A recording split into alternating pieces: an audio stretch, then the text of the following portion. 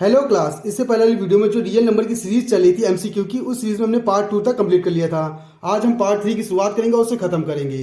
तो देखिए इसका पहला सवाल क्या कह रहा है। ये कह रहा है कि इफ एचसीएफ 72, 120 का कितना दिया 24 और एलसीएम पूछ रहा है कि इसका एलसीएम कितना होगा। तो सिंपल यहाँ पे सिंगल फॉर्मुला यूज करेंगे जो कि है first number multiply second number equal to LCM multiply HCF. अब देखिए फर्स्ट नंबर क्या दिया 72 मल्टीप्लाई सेकंड नंबर क्या दिया 120 इक्वल टू एलसीएम पूछ रहा है, ठीक। और एचसीएफ हमको कितना दिया देखिए 24 ना, तो यहाँ 24 लिखेंगे। इतना क्लियर। अब 24 यहाँ मल्टीप्लाई में देगा तो डिवाइड में, तो 72 मल्टीप्लाई 120 अपॉन में 24 इक्वल टू एलसीएम। अब इसे काट देंगे तो हमारा आंसर आ जाएगा, ठीक। तो देखिए दोनों को हम काटना चाहते किससे काट सकते हैं 8 से, तो 8 3 24 और 8 से काटेंगे कितना आएगा 8 9 72, ठीक। 3 3 3 9 ये आ गया। अब 3 को इससे मल्टीप्लाई करेंगे कितना आएगा 3 2 6 3 3, तो एलसीएम कितना आएगा हमारा 360 आ जाएगा। तो इस तरह से हमारा आंसर ये आ जाएगा। और देखा जाए तो ऑप्शन कौन सा, ऑप्शन बी हमारा करेक्ट हो जाएगा। अब बात करें क्वेश्चन नंबर सेकंड की। क्वेश्चन नंबर सेकंड क्या कह रहा है, ये कह रहा है 0.51511151115 4 बार 1 5 डॉट डॉट डॉट, ये क्या होगा। तो देखिए ये जो नंबर आपको देखने को मिल रहा है इसमें पॉइंट के बाद ये रिपीटिंग नहीं है, ये नॉन रिपीटिंग है। अगर नॉन रिपीटिंग आता है तो इसका मतलब वो क्या होगा हमारा इरेशनल होगा। तो इससे कह सकते हैं कि हमारा क्या होगा इरेशनल होगा, ठीक ना। अगर ये इरेशनल होगा तो इस तरह से हमारा ऑप्शन कौन सा, ऑप्शन डी करेक्ट हो जाएगा। अब बात करें क्वेश्चन नंबर थर्ड की। क्वेश्चन नंबर थर्ड क्या कह रहा है, ये कह रहा है कि द डेसिमल फॉर्म ऑफ 5/8 5/8 का क्या निकालना है, डेसिमल फॉर्म निकालना है। तो देखिए कैसे करेंगे, तो 5 8 लिखा तो 2 मल्टीप्लाई 2 मल्टीप्लाई 2। अब इसे डेसिमल में कन्वर्ट करना है ना, तो जितने 2 है उतने 5 से ऊपर नीचे मल्टीप्लाई कर दीजिए। तो 5 मल्टीप्लाई 5 मल्टीप्लाई 5, नीचे भी 5 मल्टीप्लाई 5 मल्टीप्लाई 5। अब ये 2 और ये 5 क्या बन जाएगा 10, ये 2 और 5 क्या बन जाएगा 10, और ये 2 और 5 10 बन जाएगा। तो 3 10 मतलब कितना 1000 आ जाएगा। ऊपर मल्टीप्लाई करेंगे तो कितना 625। लेकिन नीचे कितने जीरो है 3 जीरो है ना, तो ऊपर कितने नंबर बाद पॉइंट लगेगा 3 नंबर बाद, तो आंसर क्या आएगा 0.625। इस तरह से हमारा आंसर ये आ जाएगा और इसका डेसिमल फॉर्म हमारा ये आ जाएगा, ठीक। अब बात करें क्वेश्चन नंबर 4 की। क्वेश्चन नंबर 4 क्या कह रहा है, ये कह रहा है कि 9 की power x plus 2 equal to 240 plus 9 की पावर x। इसमें x की वैल्यू बतानी कि x की वैल्यू क्या होगी, ठीक। तो देखिए यहाँ पे पहले इसको हम तोड़ेंगे। आप देख रहे 9 की पावर x प्लस 2 लिखा है ना, तो ये आपको देखने को मिला a की पावर m प्लस n। तो इसे हम लिख सकते हैं a की पावर m मल्टीप्लाई a की पावर n, ठीक। तो इसी तरह हम इसको कन्वर्ट करेंगे तो क्या आएगा 9 की पावर x मल्टीप्लाई 9 की पावर 2।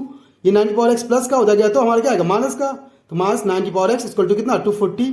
इतना क्लियर। अब देखिए इसमें से और इसमें से कॉमन क्या कर सकते हैं 9 की पावर x, तो 9 की पावर x हम बाहर निकालेंगे तो क्या आएगा 9 स्क्वायर माइनस 1 इक्वल टू 240। 9 इसका मतलब कितना 81, 81 में से 1 गया तो कितना आएगा 80 आएगा। 9 की power x multiply 80 equal to 240। अब देखिए 0 से 0 कटा 8 हो जाए 8 3 24, तो 9 की पावर x इक्वल टू कितना आएगा 3 आएगा। अब 9 की पावर x लिखा है ना, तो इससे हम क्या लिख सकते हैं 3 स्क्वायर की पावर x इक्वल टू 3 की पावर 1।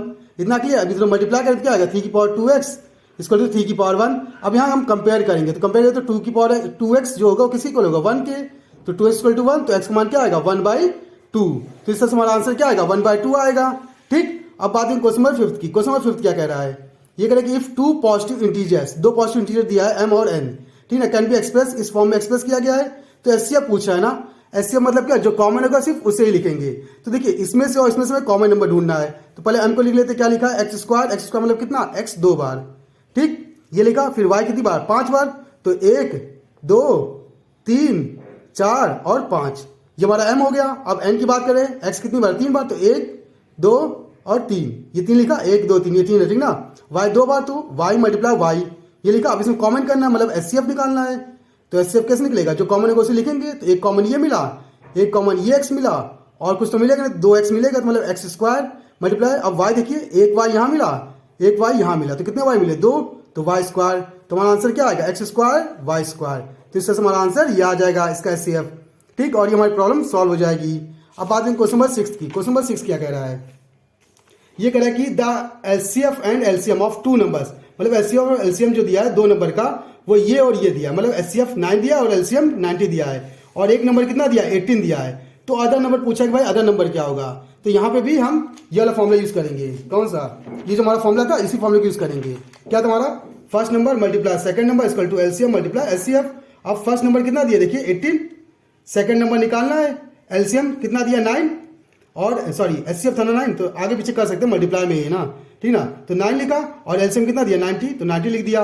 अब देखिए 18 मल्टीप्लाई में हो जाएगा तो डिवाइड में, तो एस इसको क्या आएगा 9 मल्टीप्लाई 90 अपॉन में 18, 18 जो 18, 18 5 जो 90, 5 से मल्टीप्लाई कितना आएगा 45। तो सेकंड नंबर हमारा क्या आ जाएगा 45 आ जाएगा। तो इस तरह से ऑप्शन कौन सा, ऑप्शन डी हमारा करेक्ट हो जाएगा।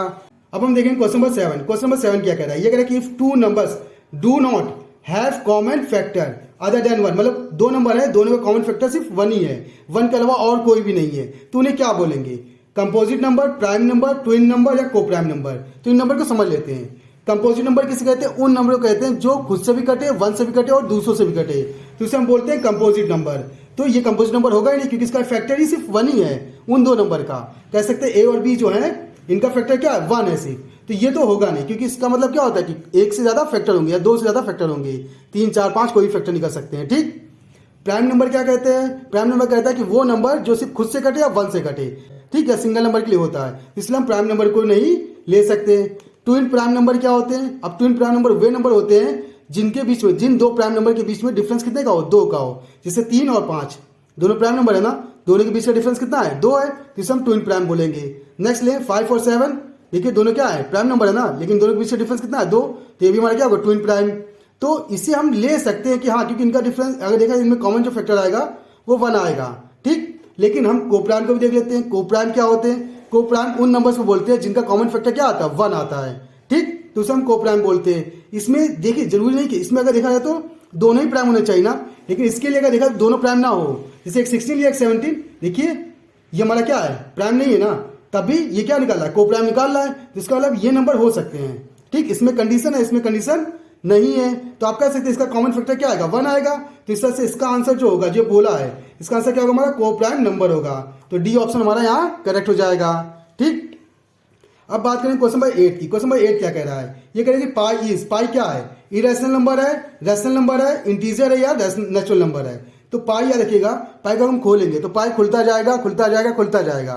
ठीक। और ये नॉन रिपीटिंग नंबर देगा, ठीक ना, डेसिमल के बाद। तो एक तरह से कह सकते हैं कि हमारा क्या होगा इरेशनल नंबर होगा। तो पाई हमेशा हमारा क्या होता है इरेशनल नंबर होता है। ठीक। अब बात करें क्वेश्चन नंबर 9। क्वेश्चन नंबर 9 क्या कह रहा है, ये कह रहा है कि 3 + 2 √5 इज ए एन, ये हमारा है क्या। अच्छा √5 हमें पता है क्या इरेशनल नंबर है, √5 2 से मल्टीप्लाई, मतलब इरेशनल अगर रेशनल नंबर से मल्टीप्लाई करता है तो इरेशनल गिव करेगा तो ये पूरा क्या बन जाएगा इरेशनल, और इरेशनल नंबर जो होता है वो 3 से जुड़ता है तो वो भी हमको क्या गिव कर देगा इरेशनल नंबर। तो कह सकते हैं पूरा हमारा क्या होगा इरेशनल नंबर होगा। ठीक। तो इस तरह से हमारा ऑप्शन कौन सा, ऑप्शन ए करेक्ट हो जाएगा। अब बात करें क्वेश्चन नंबर 10 जो कि हमारा लास्ट क्वेश्चन है।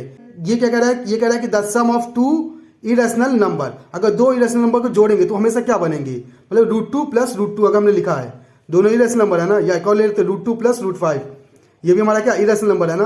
अगर दोनों को जोड़ेंगे तो जोड़ने पे क्या मिलेगा, याद रखिएगा दोनों को जोड़ने तो हमेशा क्या मिलेगा इरेशनल नंबर मिलेगा। ठीक। तो इस तरह से देख कह सकते हैं कि हमारा ऑप्शन कौन सा, ऑप्शन बी करेक्ट होगा। ठीक। तो इस तरह से हमारी ये प्रॉब्लम सारी सॉल्व हो जाएंगी। तो ऐसे ही इंटरेस्टिंग सवालों के लिए आप हमारे चैनल को सब्सक्राइब कर सकते हैं। अगर आपके पास मैथ्स से रिलेटेड कोई प्रॉब्लम है तो आप हमारे कमेंट बॉक्स में कमेंट करके हमें बता दीजिएगा, उसका सोल्यूशन हम आपको बता देंगे। तो आज की क्लास के लिए धन्यवाद।